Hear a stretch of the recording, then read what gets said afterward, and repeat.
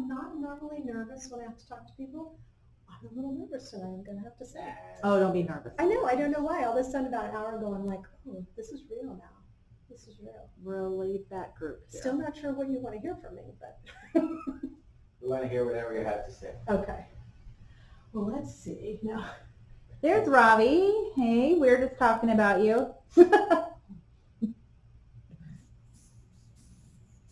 Stephanie, this is Carol Ann. I think we need to assure Robbie and Alan that they get to ask the first questions on this one. Okay. Certainly.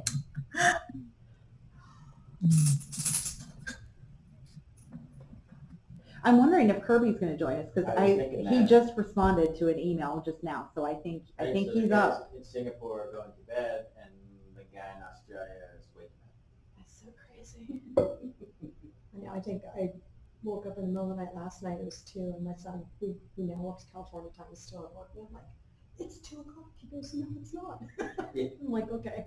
And he said, so what? I'm like, oh, that's true, so what? Australia. It's not like you have to get up and go somewhere in the morning. You roll out of bed, walk to your desk, and work.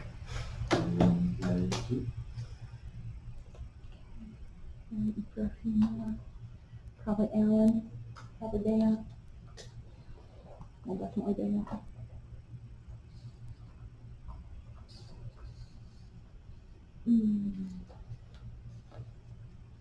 8 o'clock in Australia. In the morning? Okay, that's not too bad then.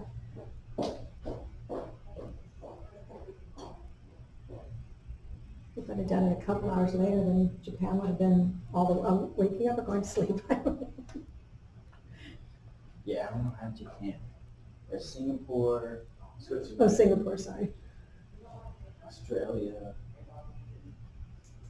So do you get to make land deals globally or just in the United States? Quite a bit in Switzerland, Asia, kind of a new market for us. We had properties in Australia, we sold those. So yeah, That's got good. things in Malaysia, China, all that. Oh, I know he's got his fingers in everything, which is great. I mean, he's not in here, probably better if I said it in front of him, but I've just always been thankful that the person who bought this side of town was BA, because he did things that... Can you tell that to the people in Daytona? Are they fighting it? A few. Yeah, no.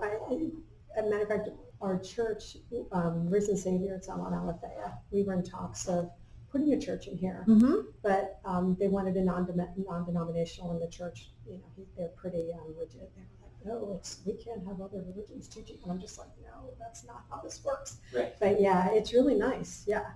Great. Are we ready? We're ready. We're ready. Teresa. Hello. Nice to meet you again. I know you have no idea who I am, but we've met many, many times. Yes. Did we? In public, so what? No, I've been here since before this was here. I was in Eastwood. I almost bought a house down here, and I was just saying how we talked about putting a church in here. And I mean, it was great that you bought this land out here, because it wouldn't have been half as nice as it is. You've done a lot for us, and I don't care what anybody says, get good or bad, but I've always had good things to say about Avalon and your development. I really do. So you're welcome. So. We gotta export her to Daytona. Right. Yeah, just take me over. I'll talk them up. I'll be your mole. Hey, Yeah, well, over there. Yeah, by and large, I mean, I Yeah. think you have a lot of good followers. I mean, you know, the proof is at the end when people stay here 20 years. I mean, when people raise their families, or Right. like we saw the other day, people who were born here go back, you know, come back from college and raise a family here. Yep. And that's the testimony that Yeah. I see. Exactly. We've been, we just as we started building a house in Eastwood, you had started opening this. Well, you had opened it up already, and we almost walked away from it and left our deposit. But we wanted the really big farmhouse by the playground over there. Yeah. So we were like, oh, can't really afford that one. So we'll stay over here. It's all one community. I mean, you know, I It always say is. the house is not the biggest deal. I mean, the biggest deal is community, the sense of belonging, the sense of safety, and Everything, you know, yeah. because, you know, a house. It's You know, what can you change too much with a house? I mean, but I think it's about. we're all interchangeable. We all use each other's amenities. It's great. Yeah, we love it out here. But Right. we've been here since '98, so my boys are back at the house, and so it's fun. Very good. So we will go ahead and get started. I think we have everybody online and everybody here. So Teresa, take it away. Hi, I'm Teresa Blummer. Actually, asthma now, sorry, not Blummer anymore. First thing I want to say to you is that I am hard of hearing. So if you ask me a question and I answer you with some really silly or goofy response, feel free to laugh. Just rephrase the question and I'll join in the chuckles and I'll answer your question for you. Doesn't happen a lot, but usually if you have an accent, I do have a hard time and I can't read lips when I don't see them. So, okay, so I wasn't sure what you were looking for, so I just figured I'd start at the beginning. I started in retail when I was 17, part-time job at a store called Leggett. It's down here, I think they call it Belk Lindsay, Belk Hudson. It's definitely a southeastern store. It's like a Macy's where you can buy everything. I started part-time and I went to college across the street, and that quickly turned into full-time because I loved it so much. It was just so easy to do retail. So I ended up, within the first year, I ended up being a supervisor of 3 departments, which just basically means you just make sure everybody's doing what they're supposed to be doing and you can approve a check. Oh yes, your driver's license says what the check says. Within the next year though, I was promoted to manager, and I was promoted to fine jewelry, handbags, and shoes. So that was all inventory control, scheduling, making sure your employees are doing what they're supposed to be doing, buying, making sure markdowns are correct. Did that for a while, and then the store decided that it would be great if they put me in their management trainee program. Now, I'm still going to school part-time now because I find this so much more fun. I wasn't sure what I wanted to do in school, so I kept going, but really wasn't what I wanted to do.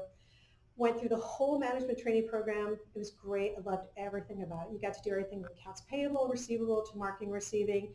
Ended up in an office job, got my own little office. By the time I was 19, I was in control of all the markdowns and all the ordering for the store. It was a big store. So I was there for 7 years. And I went and worked for the state of Delaware doing some programming, and then got married. We moved to Iowa, worked for UPS, did some programming out there, worked retail, and also went to school while I was out there. School has always been something I always do. It's just something I like to learn.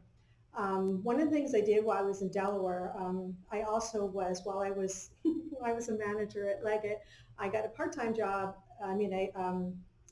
I got an assistant manager job at a sporting goods store in Law, so I wasn't busy enough because I had all this free time.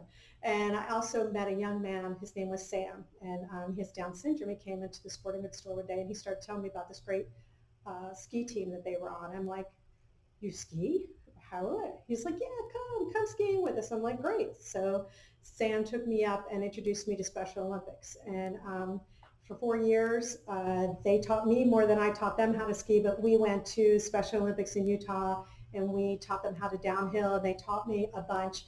And by the last year I was there, I got voted as the Special Olympics ski team coach of the year. So yeah, it was pretty exciting. I was really surprised, but I still have to say that experience taught me more than anything I've ever done in my entire life. Compassion and care, and the ability to stick with the problem. That was the bigger thing. So, so I went on. We went to Iowa, gave birth to 2 boys. We came back here in '98.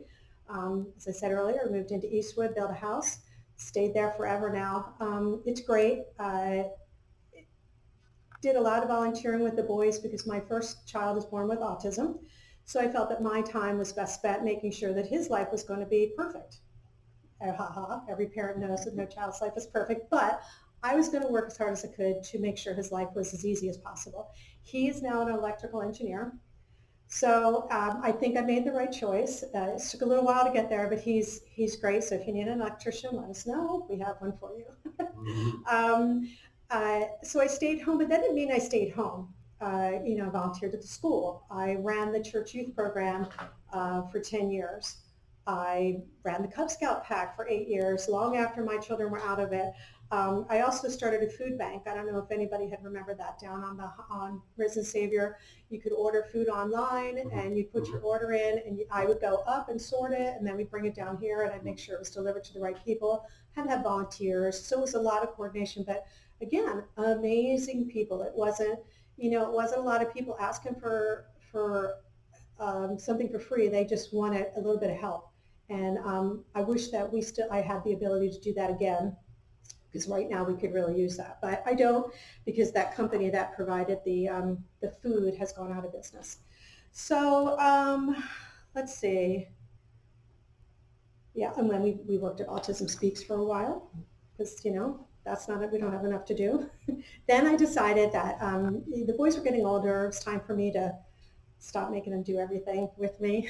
But it was fun. They got to learn like a lot. But I decided to start selling some stuff online on eBay. Everybody starts there. You start small. I found this bingo game. It's an Excalibur little battery opera bingo game. Nothing, 99 cents. I put it online. I sold it for $350. Wow. Yeah, because you know when you know. So that got me interested in selling. So I started flipping a lot of little things, but I didn't really need to do it to support myself. It was just like, oh, well, here the boys need new golf clubs. I'll sell this and get them some clubs. Circumstances changed. I'm now a single woman, so I have to support myself. And until my son graduated, I wasn't sure if I needed to support him. Excuse me. So one of my friends is a real estate agent, Karen Wilkins from Wilkins Way. I have water. Thank you. I just needed to. So she had suggested, hey, you do really well with selling. Come sell some stuff out of my client's home. So I started an estate sale business, and I did probably 4 or 5 with her, and I really enjoyed it. And then I turned around and I realized, maybe I need to learn a little bit more about the business end of it. So I went and worked for a couple companies, and it was fun. There isn't a time that I've said to myself when I'm done with this day's work, like, oh, it's a job. I've never felt that way with it. I've had jobs before, but this one is fun. It's hard. You will sweat. You will break your fingers. People are grouchy. People are lovely, but it's a fun job. And what I find makes easy, I can go into a house and like I saw that bingo game, and I can look around and I will spot things. So let's see, what do I have up next? Yeah, go ahead and click that. Okay, so this would, didn't work. Oh, there it is. Okay, so this would be like a kitchen drawer in your house. I just threw some general stuff together. So, I mean, is there anything there that you think is particularly valuable? I mean, because most people would throw this away. They'd be like, oh, no, I'm going to throw it away. I just need to move. Anything in here? Yeah. There's an iPod, maybe, right? Yeah. Okay, well, this tool, you can click to the next one. That's a wrench. That's $20 for that wrench. Okay, now I know that those crayons are valuable because they're multicultural crayons, something they don't make anymore. We're talking around, so you have the big iPod that has music on it. They'll pay $50 for it. There's a $3 penny in that drawer. These mechanical pencils that your dad used 100 years ago, $8 a piece. There's like 4 of them in there. A $20 little gold pen that's about this big. There is value. This is a drug company's ruler. Easily $8. The spatula, another $20. Or the spoon, I mean, not spatula. So there's more in there that's valuable. That's just, but people will throw that stuff away, thinking they got to move, they got to hurry up, I'm going to dump it.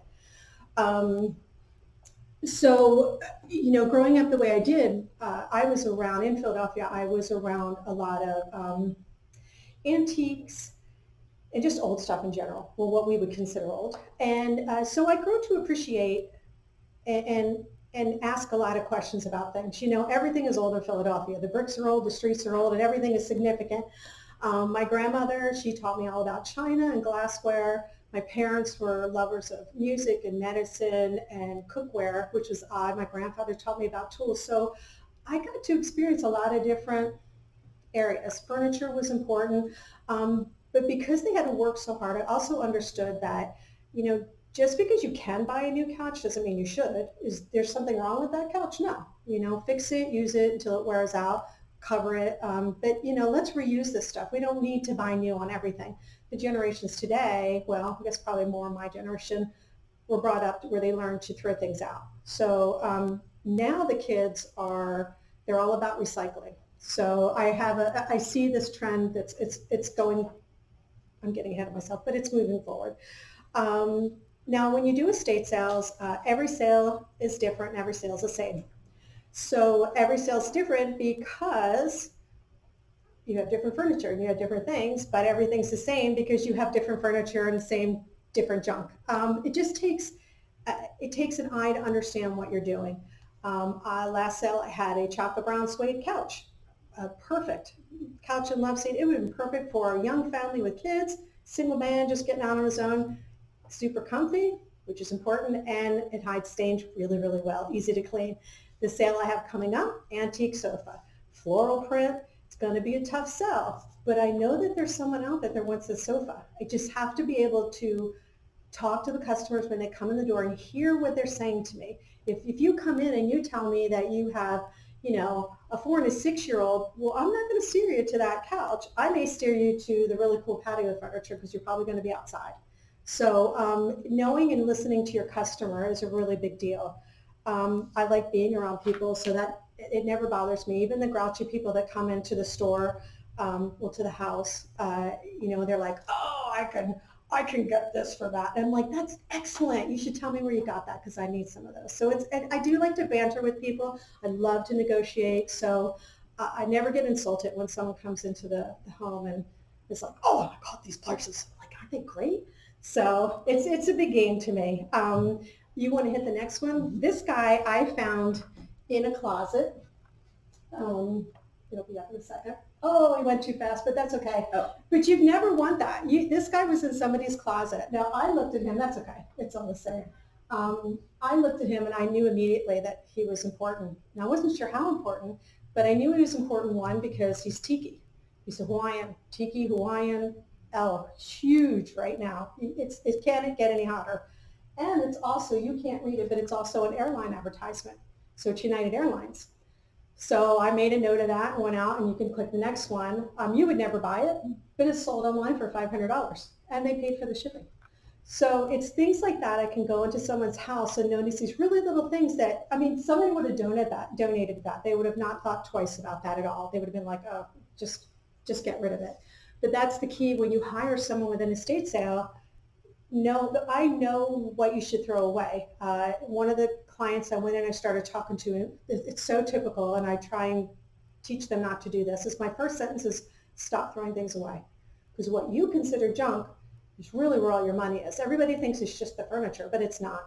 I may sell this conference table, but I'm going to sell the Keurig over the conference table every time. So it's the little stuff that people want. Easier to transport, just easier to spend, not as much money. It's easier impulse buy. So, where was I? Oh, no, I lost where I was. Oh, setting up. So when I go in, that isn't where I was, but that's what I'm going to talk about. When I go into a sale, that's right. So I go into this client's house, and they had trash bags all over the place. And I happened to spot this, I don't know if you ever had one. It was a He-Man talking toothbrush alarm clock. But he had one on there? No? They were fabulous. They had Spider-Man, Batman, Wonder Woman, He-Man. It was great, all the superheroes. But it was an alarm clock, and you push it, and you couldn't stop brushing until the alarm went off. And then he would say, good job. It was hysterical. So we all had one, but I saw it in the trash can, and I'm like, holy cow. And I'm like, you're not throwing this away, right? Well, everybody laughed at me. And I'm like, okay, laugh all you want. Put some batteries in it, set it up there. And I sold it for $75 at the estate sale. It's those things that I try and tell the agents when I work with them. The way I get business is by talking to estate sale agents. I go in and I go, look, I can make your job easier. I can make the client's job easier. The client, you're telling them to hurry up, hurry up, hurry up. Get the house empty, declutter it, make it clean. And the clients are like, oh my God, we have to move. We have to find a house. I can't declutter this house. Well, stop stressing your client out. Call me up. Let me get rid of everything, and then you've got a whole clean state. The client's happy. I run a sale. The real estate agent is happy because now they have a house that's clean, ready to go, ready for market pictures. If they want to leave some of the furniture, they're more than welcome, but we can sell it all. But the house is ready to go. The client then has done no work. I've come in, done everything, emptied the house, and handed them a check. And they're so happy at the end because they're like, there's no stress. The agent's happy, the client's happy. Client gets money that they can use for moving, repairs on the house, put it in a savings account, go out to dinner, whatever you get. So that's one of the angles I try and do when I talk to real estate agents, and to try and convince them to talk to their clients to say, hey, let me let me take care of your client's problems for you. Let me do this. Let me make it easier for you. So when I go into a sale, I have to look around, evaluate how much profit there may be for me. A general split will be anywhere, I will take anywhere from 30% to 50%. Generally, I'm right about the 50% part split because I do smaller homes. Smaller homes tend to require more work because they're generally, I don't know why, but generally the smaller homes look like they've been ransacked by burglars. There's just stuff everywhere. This house was crazy. It was so bad. That's not even how bad it was. I had cleaned up some of that before I took a picture, and then I'm like, oh, I got to get pictures of before. So generally in a smaller house, we do 50%. I have to pay for the employees that work with me. I have to pay for, processing the card fees. I have a cash register that I use. So there's a lot of things. The advertising comes out on my end. So generally by the time I'm done, if it's a really good sale at 50%, I get about 40% of the profits by the time I pay people and pay all my expenses. Now that requires a substantial amount of equipment on my part. Folding tables, they're the easiest thing for me to move back and forth. So I have a stack of 6-foot folding tables, stack of 4-foot folding tables, square tables. I have shelving units that I pull apart. So the units stack and the legs go in tubs. I'm trying to see, let's see all the stuff I have. I have tablecloths for it. I have, in the arsenal also, I need trash bags, extension cords, light bulbs, cleaning supplies with vacuums, brooms, and mops. I need to have tools because I have to take things apart and I have to fix things. Sometimes you bring me a broken table and I'm like, I can sell this if the leg wasn't broken. So now I've got to repair it because it's worth my time. I might need additional clothes racks because you've got so many clothes that I need to display them because they're not going to get sold shoved in a closet. I need to bring lamps in. How many times you think about it, if you leave your room, if you don't have a ceiling light or a fan in the middle, there's no light in the room, so I have to bring lamps in and extension cords and directional signages for the roads to get people to the sale, signage for the walls. I have to have my cash register. I have to have my printers, everything, cones in case people, I can't have people parking on one side of the road in case the driveway's got a crack in it, safety tape, caution tape. I mean, the list goes on of things that I need. I essentially set up a pop-up shop every 2 weeks. I can do it in a week. I would prefer not to do it in a week because it's really difficult, but I can do it in a week. The problem I have come up against now is with all the supplies that I need to take back and forth, I'm making an average of 3 trips to bring supplies to each house to set up. And I have, I put them in the wrong order. I thought this was at the end. There should be a picture of a car. Keep going. Yeah. Okay, so that's my car. That's my car. That is my 2005 Chrysler Pacifica. Woo! I named her Betsy. I love Betsy. She is my favorite thing in my life. But Betsy's getting old. 200,000 miles. She drives like an old Cadillac. You know how they float? I love my car. My understanding that was made by Mercedes-Benz and Chrysler had an agreement. So it's basically a Mercedes-Benz with a Chrysler cap. It's the best. I never want to get rid of it. But 200,000 miles on it, there are things that are going wrong. Now, my son, who's an electrician, thank God he can fix cars. It's only left me walking once, and that's because the radiator cracked. No big deal. We picked it up and got it home. We fixed it. But he's done major work on my car. She would have been towed away a long time ago if he wasn't there because I couldn't afford to pay to fix her. She's got some work right now that they're saying it'll be about $4,000. So that's about $3,500 more than the car's worth. So yeah, they told me the car's worth like $428. I'm like, okay, awesome. But I love my Betsy. I don't want to give her up. But as you can tell, that's wear and tear on my car. I had 3 trips there, loading all this stuff, and I can fit in the back of my car.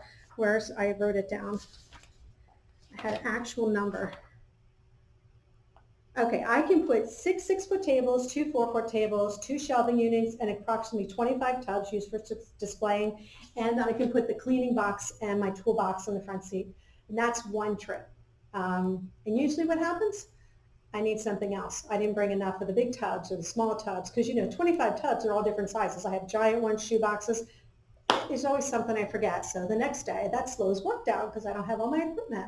So 3 trips, and generally on average, the clients are about 45 minutes away from me. So 45 minutes there, 45 minutes back. And I don't do it in one trip. I usually come the next day, but it's still 3 trips to get all the supplies there. It's paid. And then when you're done, you got to do it in reverse. And now it's usually 4 trips because there'll be something great like the Menahue to Hawaii that you saw that I need to take home. So then it's usually 4 trips because I've got really great stuff that I know I can sell on auction for them. And if I want to do a clean out for a client, say you have a customer who they've moved, they just need their house cleaned out because you've sold it and they don't care what happens to it. I can do clean outs. When I do a clean out, I go in and evaluate. If there's enough quality merchandise that I can sell at auction and make a profit, then I would do it for free. If I feel like I'm going to take a loss or it's going to be too iffy, then I will charge money to do it. But on those occasions, I need to rent a truck so I can empty a house out, and then I go take it to auction and disperse it in the places I need to. So that kind of cuts into my profit too. As you can see, that would be, because you're paying mileage and the rental fee, and thank God I have boys, they help me load it. So what I am looking for is a truck, and I think that's the next one. I am looking for a new baby. Maybe I'll call them Fred, I don't know. But they're very simple. They're just the used U-Haul, used Ryder trucks. I've already talked to the guys up there. The first one I talked to had quoted me some ridiculous price, but this guy actually gave me the paperwork, and he said out the door it would be $12,980 for the truck, but out the door that would be new tires, air conditioning, the engine would be serviced. Out the door is like $16,000 and another $3,000 to wrap it. And the reason I would want it wrapped is obvious.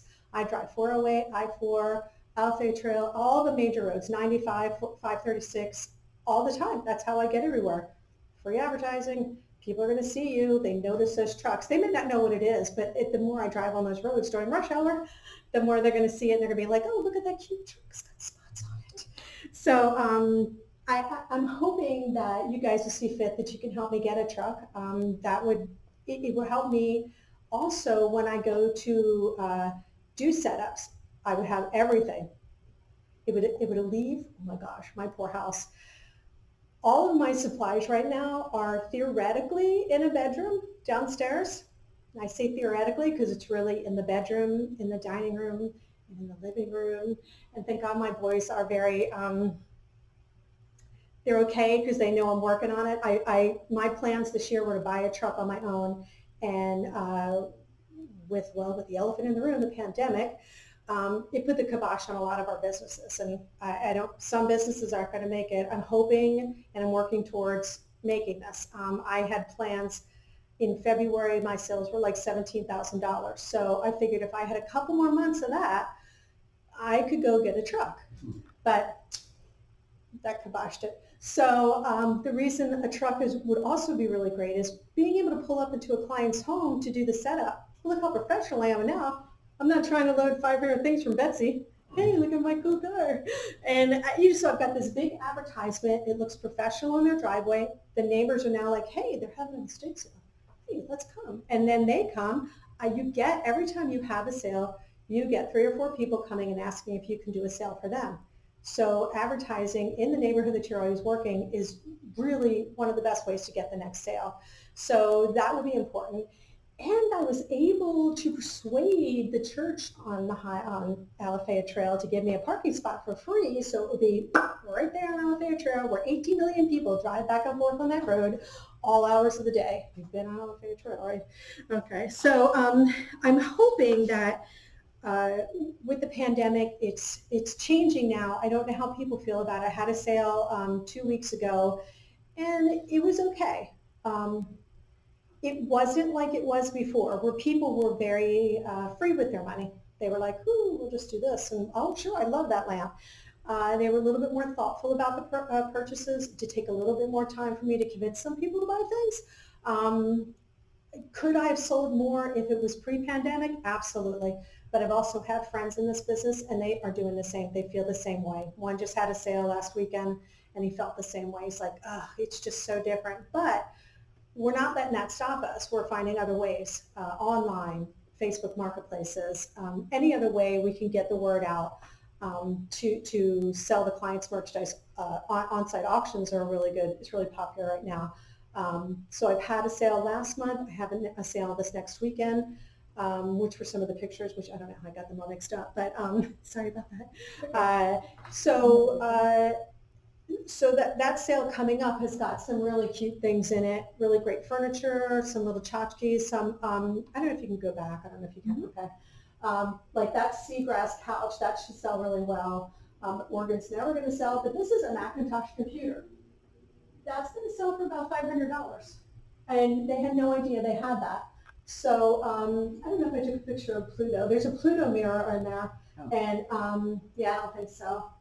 But it's going to sell for about $100. And who would have thought a Pluto mirror? But it's something from the 70s. And, you know, so being able to go in and put stuff in a way that people like is also, you know, very beneficial for the client. So this house, I should do about $4,000 on this house.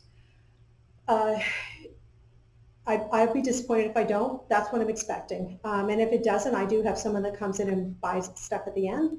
And then I have auction and we have donation. Now, I personally, out of my business, I donate to 2 charities. One here is local Annabelle's Closet.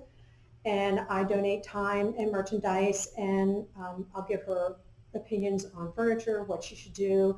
Right now I'm selling some silver for her, and if I had a bigger sale, I've got one lined up for Eastwood, and that's where I'm hoping to sell most of her furniture that she can't, it's really high end, so it's not going to do well what she needs for. And the other company that I donate to is Legal Aid of Central Florida. And I donate mostly merchandise to them because I want to help the kids out. Obviously, I have a soft spot for the kids. So, you know, when these kids get ripped out of their home, they have nothing. So if I have new items, I will purchase that from the estate and I will donate it. So I try and take, at least 5%. I try and donate to the various charities because I feel this is how society should be. We've got to help each other. It's the only way we're going to make it in this world. We can't all be, out for ourselves. So I don't think I've got anything else to say other than, I appreciate this time. Doing this was, it was really cathartic. I was very nervous about the business, but being able to write it all out and realize that I do love it. I don't want to be a cashier at Publix. When I go to cashier at Publix, I'm very polite and I'm patient and I'm loving, but it kills me to go in there. And I'm only working at Publix right now so that I can pay the bills until this gets back up. And so that's just temporary, but I love this job. And thank you. As you can tell, I don't do this often. I usually just present my contract. Yeah, but you're very passionate, you're very entertaining. Entertaining, that's good. I like that. So, that's... All right, so you have questions, I think. Yeah, well, okay. Martha, you're first up on the list. Do you have questions? Oh my gosh. Hi, this is Marta. Hi. I love to laugh, to cry, all together with you. I love your drive, your go-getter energy, your authenticity. I love everything about you. Wish you all the best. It's amazing how sometimes the field of some people is the treasure of others, and we don't value sometimes these little things. You are very specific on your request. It's out of my control, that request, but I'm going to ask some questions in the side of the business to see if there is an additional way that we can accommodate other opportunities or envision something else on the business. And that would be how you, because this looks to me like the Antiques Roadshow. I don't know if you know of that program. Yes. It looks very similar to that. So how you select a client, what is worth for you to go and make that drive and all the burden that you need to go and assess the value of the items. How you pick? You go to everything or you just randomly pick or choose? I don't know how you select your customers. How do I choose if I'm going to help the customer? No, how you select which customer to go and visit if there is something there, or you just go to everything not to lose an opportunity? Okay, well, generally I go to the people who call me. I don't randomly, they have to call me and I'll have a consultation with them and I will look through their house. And it's just experience and being exposed to so many different things growing up, and even now, being able to look and say, oh, like that Pluto mirror, I knew it was something special, but I didn't know how special until I was able to take it off the back and look and see who made it. And then I realized it was a designer from 1970 that's highly sought after now. So it's just, I don't know how to tell you, but I can look at things and just know that they're going to be valuable. I didn't turn down a client. I only told one client that I needed to do everything in auction because they just didn't have enough. They had no small items and they only had about 6 pieces of furniture. So that wouldn't have been worth their time or my time. So that's how I would select a customer. And one last question. Then how you decide the markup or to price your items? Just out of curiosity.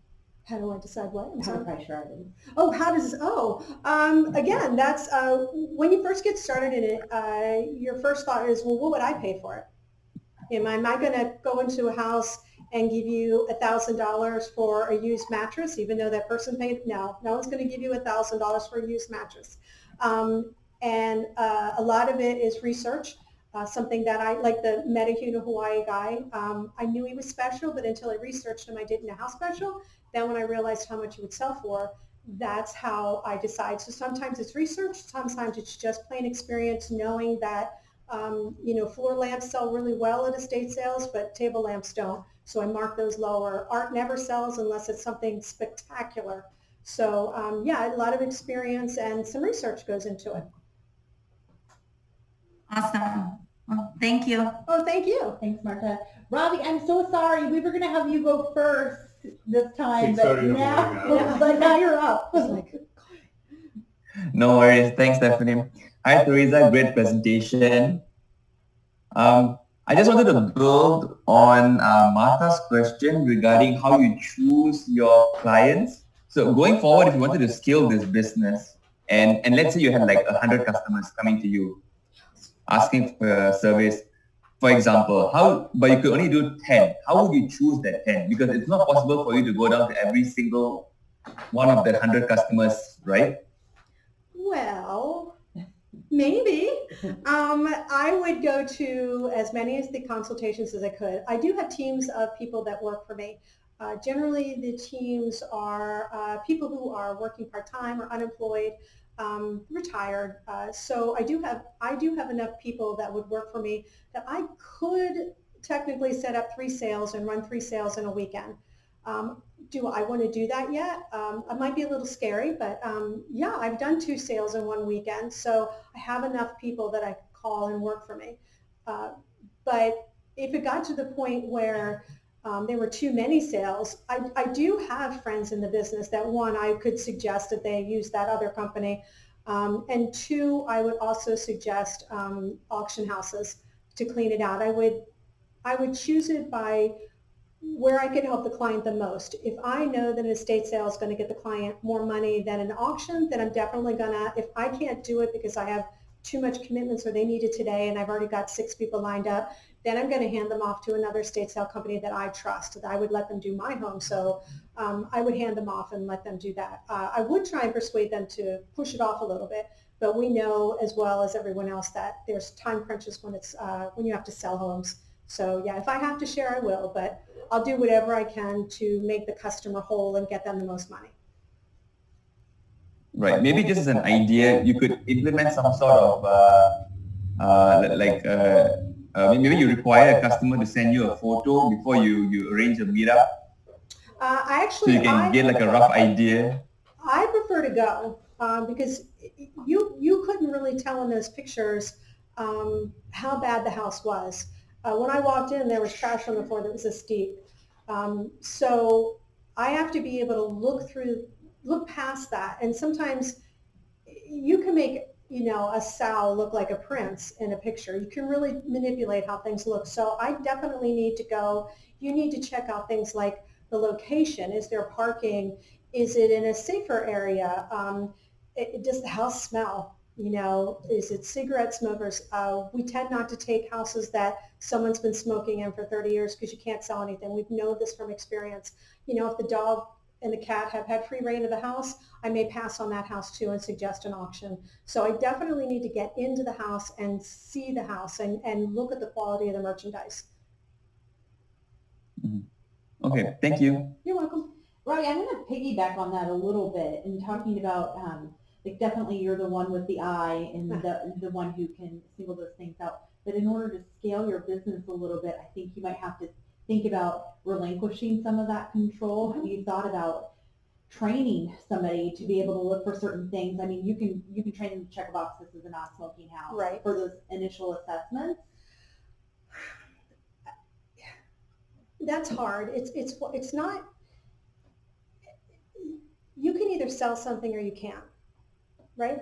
You're either a salesman or you're not. I don't think We'll challenge him. No, I will not challenge him. You mean refrigerator through the Eskimos or what? Well, I just say ball man to a brush, ball man a brush. But yeah, it's you can train some basic things to check the boxes, but there is something about being able to realize that, you know, I've looked at 1,500 sets of china, but I've never seen that before.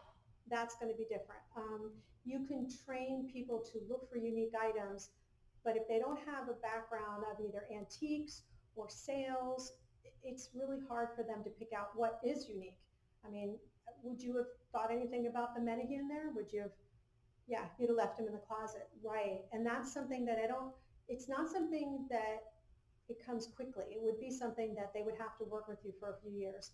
But I think I would still, what I'd like to do is I would like to retain control of who I pick and then have the team set up. And then I would like to go in and just make sure. But if I've got 3 of them, you know, if I'm not setting up and doing the grunt work, I'm going to be able to go to all the houses and I'm going to be able to say, oh, look at that thing, you missed that. Now this is why. And every time I set up and every time I've got someone with me, I do speak to items that may be unique. Oh, this is why, you know, yes, it's a glass and you've seen it 100 times, but now it's red. This is why it's more valuable. So I do try and train them as they go and hoping eventually someone will be as passionate. And that's my goal, because it would be great to be able just to have people do the grunt work and I show up and be the boss and talk to everybody, which would be great. Because you can see I don't like to talk at all. Carol Ann, do you have questions, comments? Hi, Stephanie. And so my only question really is, you referenced marketing via driving the wrapped truck around. Other than that, and word of mouth, which I'm sure is how you get a lot of your business, but getting back to the question about scaling, what's your marketing plan? I had that written down. Obviously, I skipped right over it. What we do for marketing is there are a couple sites we use, estatesale.net, estatesale.com. Those are major marketing websites, and we pay them a fee each month, and they'll go out nationwide, and they advertise all of our sales. Anybody who does estate sales or garage sales knows about them. But I also have a website. I utilize Facebook all the time. I push the sales. I have my own Facebook business page. Anytime, you know, I can throw it up on Craigslist, garage sales, there's one GSALR that we advertise on. So anywhere I can advertise. And then I will randomly stop at open houses and talk to all the the real estate brokers. And I'll be like, here's my card, come use me. And so I don't know any other way to market. I have a Google. I think long range, what I'd like to do is try and find a way to maybe advertise on the radio because there is going to be an uptick in, I hope not too high, but I think there's going to be an uptick in foreclosures where people are going to have to move out quick. And we are in Florida. We know, what did the governor call us? God's waiting room. So people tend to pass away here. So I do have conversations with, I don't know if they're called nursing homes anymore, but the administrators who run those places where people are checking in. I do have conversations with them. So most of what I do, I go to real estate meet and greets and just talk. A radio spot would be something a little bit further down the road that I'd like to look into. Thank you. I could so see you doing a podcast, which would, potentially, or a radio show. I mean, the popularity of Antique Roadshows is fabulous, but just your education, your ability to be educational and share with people, help make them more aware of what they have in their home and how to look at it and where the value might be. And it's just, think about a podcast. So that would be pretty inexpensive. Okay, so it'd be kind of like car talk. You ask me your questions Yeah. and I'll help you. Yeah, that would make sense. Exactly. Yeah. Well, thank you. That's interesting. I like that. And I think that we might be starting an Avalon channel or Ooh, I like that. I'll be there. There was something I forgot to mention that when I get rolling again, the next step that I would really like to do is have a storefront. And I touched on it here where the resale of items is becoming hot. Used clothing, used furniture. Yeah. People don't want to go buy new because it's using all the resources. We're really limited in this area. We have like a Goodwill, a couple clothing stores. But at the end of all the estate sales, there's always stuff left over. We try and sell everything, but there's always stuff left over. So I'd like to have a storefront where I bring the better quality items down here, be it clothes or a table, and make everything a price point. Because we've got people in this area who are very wealthy and not so very wealthy. So if I could make the store like every item of clothing $2, kitchen tables $50, the sofa's $50, and you just come in and everything is going to be a price point. I think it could cater to just about everybody.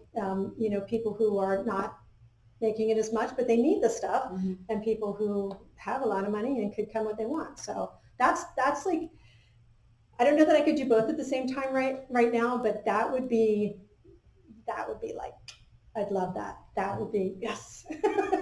I could see a spotted cow sign. It'd be so cute. Big old cow out front. No.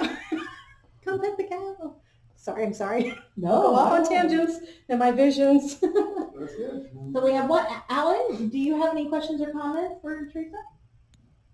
Yeah, great presentation. Interesting business that I didn't know why this exists and what happens with it. Curious is, you're in the obviously Orlando area and probably the east side. Is there an opportunity for other folks that you might be able to affiliate with or partner with that you could expand into other parts of Orlando or other parts of Florida? Just curious about if there's a opportunity to grow it at all. Are there other companies that I can span with? I do have a friend, his company is called Found by Hand, and he does amazing setups. He's doing really well. He tends to focus Lakeland area, which is a little bit closer to the Tampa side. I've done sales all the way out to the coast, down in New Smyrna Beach. I'll travel, it doesn't bother me, but that is something I've kind of looked at too. Can I franchise this idea? Can I get people to buy my idea and buy my mailing list? That was the other thing we do. We have an email list that we blast the stuff out. Can I get them to buy the concept? But again, my problem is because we can barcode the items and sticker tag them, so we can give you a inventory list of what we sold in your house instead of going, oh, well, we sold $500 worth of stuff. Thank you. I've wondered how I could find some way to franchise that and sell the concept of that business to other people, or we could work together. I want you to be my sister business partner over in Cocoa Beach because they've got great mid-century furniture out there. I'd love to get over there all the time, but I don't know how to do that yet. That's, but it is something I've thought about. That answer your question? I'm sorry. I can appreciate it. Yeah, it does. I appreciate that. Okay. Thanks. Anything else, Ellen? Nope, I'm good. Thanks. Okay. I have a couple questions that are kind of related to connectivity and also, again, your marketing. Do you work with local realtors other than, I know Karen. Yeah, Wilkins. Karen Wilkins, yeah. We have a lot. I think there's over 8,000 realtors just in Orlando alone. Do you work with them? Do you work with Aura? Do you market to local realtors? I talk to as many as I can. Like I say, I stop randomly. When I have some time, I'll stop by their offices and drop my cards off and go, hey, remember me? I could do this for you. I don't have a marketing package. I could maybe do something. I'm not sure what I would put in it other than my card and I can do this for you. obviously I do better when you ask questions. So maybe you could even do a video brochure with you talking and saying, hey, this is what I do, and that's kind of the way of the world anyways. Now you have an extensive e-list. Right. There's tons of opportunities to advertise just within East Orlando with some free opportunities that we have. Okay. If you did a video explaining what you did, I think that could easily be your electronic brochure. Oh, and people would look at that. Oh yeah. Yeah? Absolutely. You would look at that? You would take the time? Or is it easier to look at something with paper? If I hand you a brochure or paper or a thumb drive with my presentation or however I think if you're would give it to opening you. your email and Yeah. you see a video, you're more likely to get that. People get brochures mailed Right, all the they- time. yeah. And they tend to check When you hand them a business card with a QR code on it that links to your video on YouTube, and it shows all of your stuff. And then Okay. you can put your podcast on there. I like Caroline's idea. I know love my it. podcast. That's a Do you? great idea. Yeah, I love it. I hate being on camera. Well, the podcast is beautiful. I know, 'cause but then that's you can- that's cool. I don't mind voice. Yeah. Just the name. Do you know Michelle Moon at Keller? Oh yeah, Michelle Okay. gives me leads all the time. Michelle, who's got me started after Karen, Michelle is the one who feeds me my most leads. And she's in the senior. Love Michelle. Yes, because I work really well. I just tend to work really well with older people because I think I'm a little bit more empathetic. And I know I'm really hyper right now, but you aren't even seeing anything how hyper I am. I'm really containing myself. But when I get around a person who's trying to sell, I've got a lot of empathy. I understand. I've had lots of death in my family, a lot of transitions. So I understand what people are going through. So I don't have a problem sitting down. And if you need to talk to me about your transition for 2 hours, I'm going to do that. And if you give me the business, great. If you don't, that's okay too. But it made you feel a little better, right? And I think that's worth my time. I may not get as much business, but if I can make that person feel a little better and a little less stressed, then I'm okay with that. So, Just one more. yes. Do you know questions? Do you know Bob Ewald? No.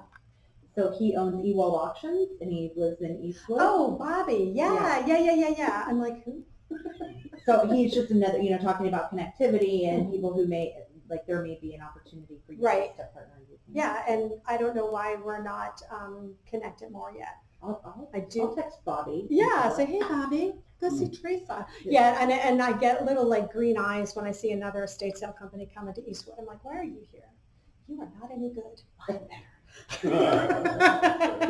I think, and not to take up any more time here, I'd love to talk to you offline. I have some ideas that I think can help you just connectivity-wise. Perfect. Yeah, over I need here, that. So we'll definitely connect. Great. Do you guys have any other questions? No, thank you for the presentation. I mean, it's Thank great. you. It's good you're in the community, and I think definitely there is a win-win between us, you Okay. and us, and Figure some way to make it grow, yeah. I'm sorry?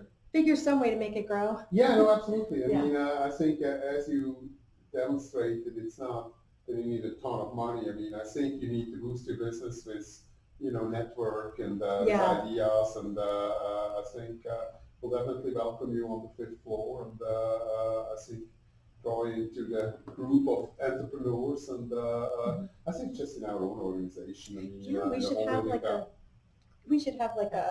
when we're all done, we should all make that group form a team of entrepreneurs. And that's the idea. That's the Yeah. idea. Oh, that's So, I great. mean, Look at you. so because you're among the 28, which really think they fit well to work with us all together, and I mean, it'll Nice. take us a few months, and we just got the CEO for the Avalon Innovation Center, that building. Now we're doing the build out. That takes another 4 months around. But then I think we'll have a whole entrepreneur floor, which Oh, nice. definitely you will be. I utilized the one over in the Fashion Square Mall for a while. Okay. That was nice. They had a lot of good advice for me. Yeah. They helped me get the paperwork set up, and he's like, well, you kind of know what you're doing. You're already doing it. But I'm like, I have no idea what this paperwork. So that was nice. But yeah, I'm looking forward to the 55 and older community. Yeah, we are Okay. working on it. Thank you. On that too. Thank you. So, It's any coming. questions? I'm ready to buy a new house. Oh, well, but too young, you're too young. Okay. I Well, think the thing you need to think about a little bit, because you're obviously very passionate with this business, and it's You more just have of to a, excuse me because I have my 15-year-old, and thanks very much. for Thank the you so much. presentation. Nice to see you Take care. again. I'll see you tomorrow at 8 o'clock. Yes, tomorrow. Sure. you have to think about if you want, right? To me, and this is one of my strengths and one of my weaknesses, business is clinical and objective to me, Right. right? And I think you're hearing a lot of that from some folks.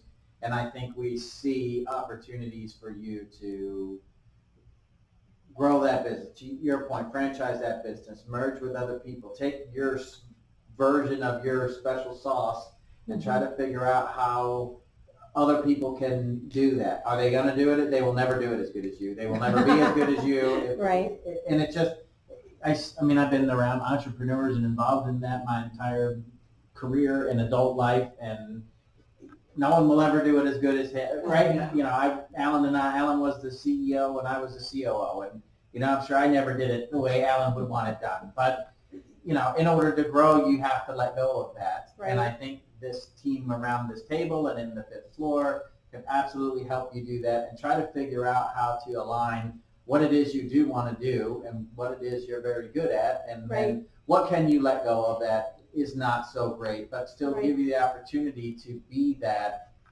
I mean, it's like Bayet. You know, Bayet doesn't do a lot of the things down in the weeds anymore because he doesn't need to, and it allows him. It's kind of liberating once you get to that point. Yeah, but you don't have to set up the garage.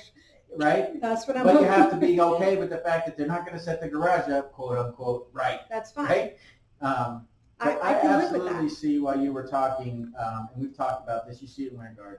Oh, I forget the name of that place, Adjectives or whatever. Oh, I love adjectives. Okay, but there's no reason that, with your eye for the things that you're talking about, and I don't think you go with the $50 table and the $50 light. I think you go with an adjectives type place that has the crazy tiki guy that you found, I know, the I love Macintosh that. computer that's vintage and worth $500, the mid-century modern couch that you found in Cocoa Beach. Yep. And that's the, you know, That's don't the- sell yourself short with those. I mean, if you want that stuff, you can go to, you know, the Goodwill Home Store or whatever. I mean, there are places that do that, but I think one of your strengths is that you do have that eye for that kind of stuff, to fill that store with those kinds of things. The better things. And what a cool little niche thing to be in a place like Avalon. I know. Right? And Waterford, Avalon, Eastwood, Stony Brook, it's our own little world over here. People don't, I mean, we don't mind going to adjectives, but it is really far away. And they're really expensive. So. Yeah. There's another one my wife went to in the Oviedo Mall that has kind of antique. I thought about opening a store in the Oviedo Mall with the same concept. But I'm like, you know what? The Oviedo Mall's dying for a reason. So I'm like, and I think to Carol Ann's point about your marketing, it wasn't so much how you market your items, it was more how you market your business. I mean, I see as you were talking, right? I mean, you should be talking, this is really morbid to say, you should be talking to assisted living facilities, and they absolutely should know you, because, I mean, I've had the same thing with grandparents and things like that. I mean, the last thing you want to do is figure out, what am I going to do with all the crap in the house? Right. And so, And that's what I do hospice talk to. companies, you know what I mean? And say, you know, as part of this service, you know, look, you guys focus on what's going on with your family, and that's, let me worry about your tchotchkes and your table, and so maybe that's part of an overall package too of, you know, how you find these clients. And then you don't spend your time looking for clients, you spend your time doing what it is you're best at doing. Which is not doing the accounting. But I actually had to part of pay it. someone this year. I'm like, please just do it. Just take it all and do it. It was such a relief. And I'm like, yes, now I don't have to think about it. It's just one less thing I have to worry about. I would wager to say there are lots of aspects of your business like that you could let go potentially and actually grow your business much quicker. That's what I'd love. I'd love to be, when I was younger, I was the one who bought the house and the cars and supported my husband and I loved it, loved every minute of it, and the kids. And I'd like to get to that point, but circumstances beyond my control, and not that this makes any difference on the end result. There are no savings. I have no retirement, no savings. So me working right now, I want a really successful business, not because I want a lot of money, but because I don't want to have to move in with my kids when I'm 80 years old. I don't want them to think that they have to be responsible for me, because my one son has already said that. He's the one that's going to California. He's like, I don't think I can move because, you know, what about you? I'm like, hey, you are not my responsibility. In the back, I'm going, ooh, I got to figure this out soon. So, you know. But I think that's where we could help, and love you could benefit from kind of the expertise in this group and on the fifth floor about how to turn what you do on a daily basis. I know you don't refer to it as a job, but how to turn a job into a business. Right. And then at some point, look at a exit strategy that says, hey, I've got this whole thing figured out. I can sell this to somebody for $1 million, and now I can go to California and visit my son and not live with my son. Right, exactly, and not wonder if I have to do the sale because But yeah, I would love that's like one of those things that you think about, but it seems so far. It seems like it's Mars to franchise it, but man, would that be so cool? A spotted cow all over the United States. Oh, love it. Well, I'm going to be mindful of everybody's time because we're getting to Bye, the guys. end. Thank you so much. Appreciate you all. See you again in the morning. Thank you so much, Robbie. Thank you. Great Thanks. presentation. Thanks, guys. Bye. Bye-bye. Well, I do appreciate your time. And you know what? I don't know if I said it, but even if nothing I know because you guys have said what will come from it, but even if nothing came from this, what I've learned this last few months putting all this together is just invaluable. It has reminded me how much I love to do my own thing. Slogging at Publix just to pay the bills until all this gets